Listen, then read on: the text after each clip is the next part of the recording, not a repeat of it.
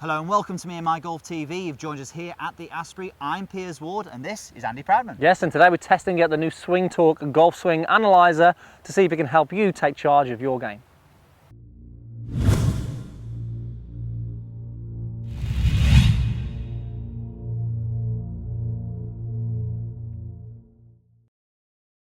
Okay, so we thought we'd bring you a different type of video today in that there's so much data around now, lots of little gizmos and launch monitors, there's so much information available to people now that it's very important that you guys watching understand what can help benefit you, what you're looking for when you're getting this, and when you're getting this info, when you're buying these products. Now, I think the thing for us is we want to know, do they work? Yes. Okay, so we have got a little gizmo here called the Swingtalk, and we're going to show you how we are going to get you to find out what's going on with your golf swing and then how to create that change. So Swingtalk, Andy, what does it do? So this is a golf swing analyzer, so it's going to help measure that change. It's going to give us some feedback and some numbers to quantify your golf swing. It apparently traces it in 3D, and it's a small sensor here that just fits in the top of the golf club. It's only 10.5 grams, it's really light, but it's with voice output as well, so it actually speaks to you, tells you what's going on. It's through a Bluetooth connection, so you can link it up to your device. We've got it to my phone in this one, so we've put it in the golf club. We're going to be doing some testing with it today.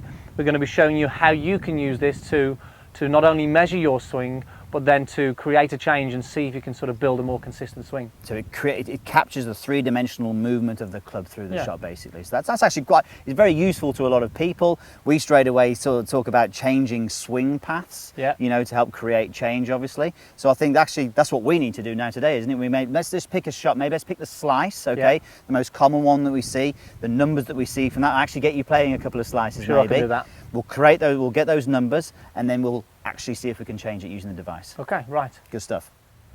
Okay, so we're going to do some testing in a moment so we get some numbers, but Piers, what does this sensor actually capture? What do we get from it? Okay, so look, I mean, we can get all sorts of different graphics. You can see here sort of funky different views. It's almost three-dimensional. We can see the trace of the club. But I think more importantly, as far as the numbers are concerned, we then go into sort of, lots of numbers. So club head speed, tempo are two of the main things that you get from the voice output. But then you've got loft angle, lie angle, shaft lean, cocking rate. So there's a lot of things in there. Yeah. And I think the important thing is you need to know what you want to look for before you actually start working at it. So we're very much going to be working today on the the club path, and then the face to the path. Okay, so we're going to sort of give you some ideas on what would happen when someone slices it. We're going to get you slicing it, as we said earlier. We're going to show you what numbers we get from that, and then we're going to show you how to actually work towards a change. But I think the first thing you need to do is it's very cool, this is, because we can actually go into a swing test. So if you go into the swing test and hit 10 shots, it will tell you, it'll give you the averages, it'll tell you what shot you're playing. Yes, you'll know what shot you're playing, but at least it gives you a starting point. That's your first part of the analysis, the knowledge that you need. Okay. So I think what we should do, let's get you hitting a slice, shall we? Yeah. Okay, no problem. This measures all clubs, doesn't it? This measures all clubs, yes. I mean, we've got driver here because obviously that's where people maybe struggle most with the slice. But yes, absolutely, measures all clubs, including putting, which we'll be doing some putting in a bit. So okay, so I've lined this up. I've made sure I've got it right in line with that leading edge of the club face. Now, what we're going to do here, I'm going to actually come over the top. We're sort of linking up to the over the top fault. So I'm going to swing over the top and create a slice. I've got the launch monitor on here that we can just sort of see how close the numbers are. But let's go ahead and hit a shot and see what data we get. But I'm really going to see if I can come over the top here, Piers, and get a slice going. There we have it. And it was a little fade, probably a little bit of an overfade, but interested to the data. Okay, so straight away it gives us obviously the club head speed, 109 miles per hour. Oh, not bad. And it's got the path there, you can see driver, out, inside. So it's telling you, you've got a cool graphic there saying that obviously you were swinging to the left. That's exactly what we would want to be seeing when we see a slice. Interesting there, you can see that your backswing path and your downswing path are different. Your downswing path is coming down over the top of your backswing path. Again, that's something that we would often see when we get into these. There's the over the top. Okay, club path 3.3 degrees to the left. Okay, so you can see straight away there that makes sense, doesn't it? Path was going to the left. Now you're someone who naturally swings out to the right. Yeah. So if you are someone who comes over the top a lot, you may see those numbers go even higher. And that did feel a lot for me, by the way. Absolutely. And what have we got down there? 109 mile an hour. 109.9, and that was 109, I think, wasn't it? 109. Yeah. And it says so it's path to the left, 6 degrees. So 0.9 degrees out, and the path was a little bit different on the flight on the launch monitor there. Still the same direction. But still obviously to the same direction, pattern, to the left, and that's the most important thing at this stage. So Andy, what we should do then is let's go through a drill that we would use to help stop that. So do you want to go through the drill to get rid of the over the top and to change the face position? So this is how we could then use this. So say you've found out that your path is to the left and you're creating that over the top move. We want to make sure we can get the path to the right, but we're going to combine this with a drill with closing the face as well, Pierce, aren't we? So what we're going to focus on here now, if I take my setup to the target, now when the path is too much to the left, what we often see here is that club coming across the golf ball, but also we see that the face doesn't really close that much, does it? It sort of stays open to the target because the club is swinging across us. So the drill that we're going to show you today, if I sort of come to the side of the golf ball here, is we're going to imagine our target line from the golf club. We're going to feel that club swing down the target line, but straight away here we're going to get the club to rotate as we swing it down that target line. So you can see a very different motion here through the golf ball. The toe is turning over the heel very fast, and the club is swinging what feels now more to the right, as opposed to the one that comes across, and you can see how little face rotation we have there, Piers. And if we talk about those two things that you've done there, they are very much going to change what happened obviously in that swing that we just saw with the over the top and the slice that you hit. Yeah, so you could do your 10 swings, you could test out, you could see what your average is, then you could do some drills where you feel these changes, the closing of the face and the path more to the right, and then you can say, right, now I'm going to incorporate that in another swing test, 10 shots doing the same, and then see if the patterns change. Where's the path? Where's the ball flight? And again, that's where you can quantify the change and measure your results as you're going, I suppose. Indeed it is, indeed it is. Right, Andy.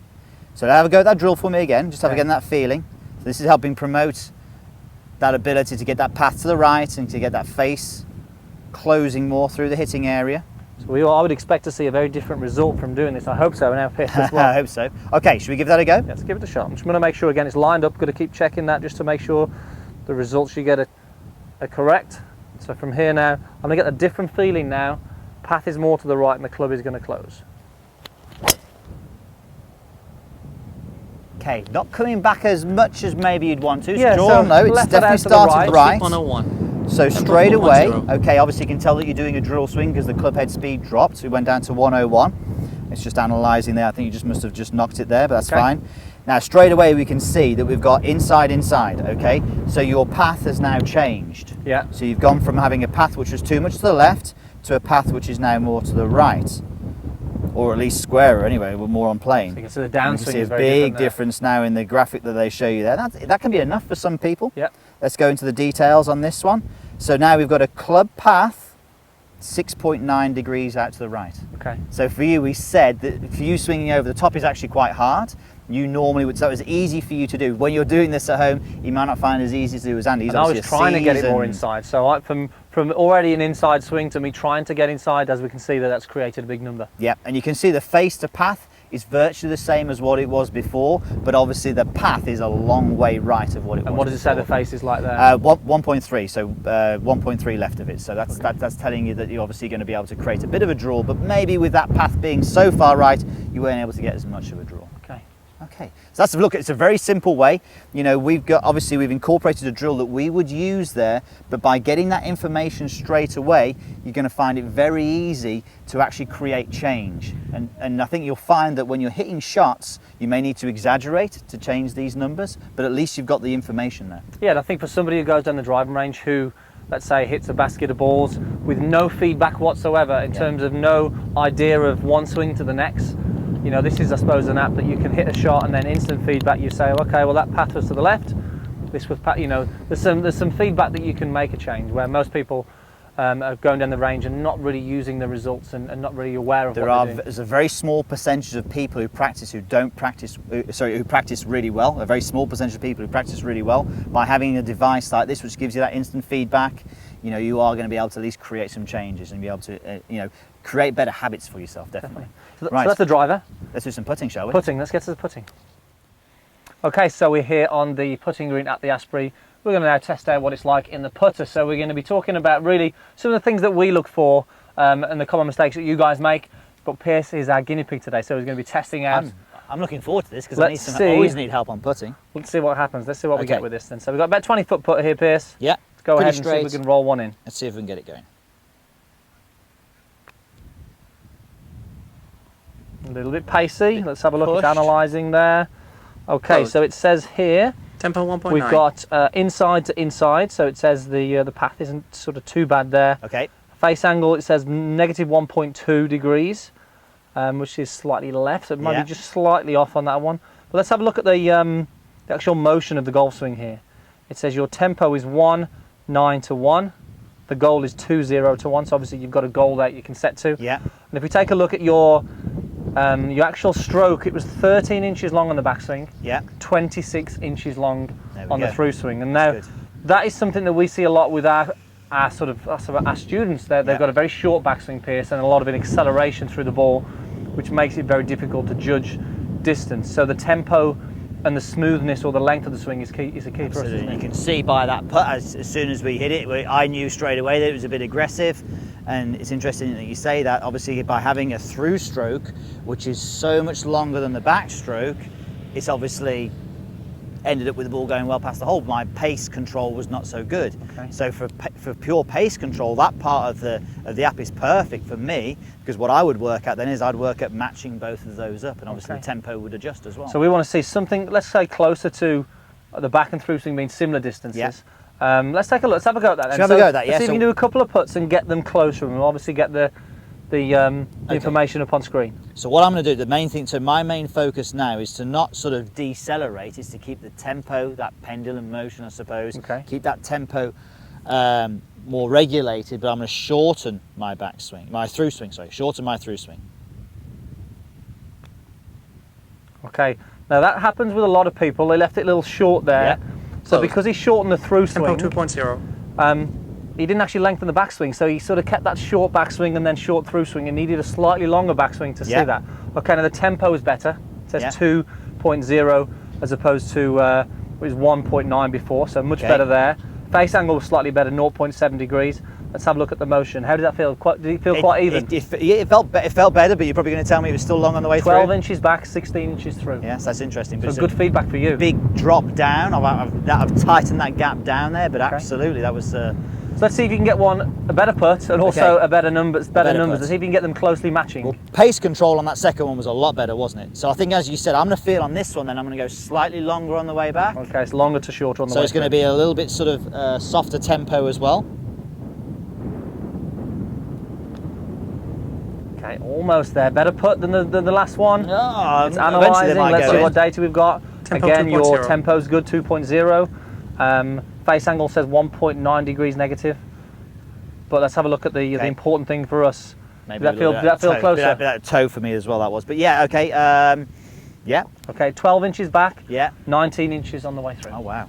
Okay. So it still shows that you're feeling that's actually longer and shorter. Harder. Still got to work harder. And that's great feedback for you, Pierce. To, when we're hitting these putts, when we're practicing, how do we know exactly what's going on? And I know for a lot of my students, if I could give them a device that could measure their length of swing to the through swing, their back swing, it would definitely help them. I mean, you'll see some of them. You'll do this for the first time if you go with this, and you'll see some putts which will go back around about that 12 inches, and then from there you'll have some. I bet you we teach people who go 30, even getting on range of 40 inches past, because the putter just keeps on going, and it's like they really do struggle with that control. And we know that's something that I do.